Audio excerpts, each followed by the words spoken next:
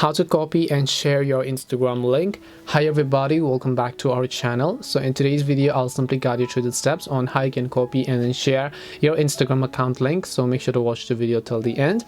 In order to basically copy and share your Instagram link, all you have to do is just go ahead and first of all open up the Instagram app, and then let's say you want to share your own profile link. For that, first of all, just come to your profile page like this.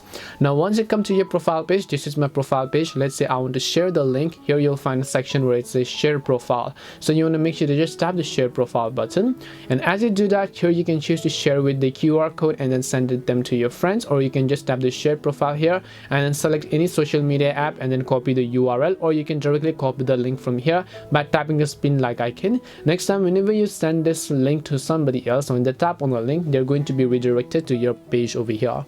This is simply how you can copy and share your Instagram link. Hope this video was helpful to you guys, and if it did help you, make sure to leave a like and subscribe to the channel. If you have any questions, feel free to leave them down. Thank you for watching and see you in the next video.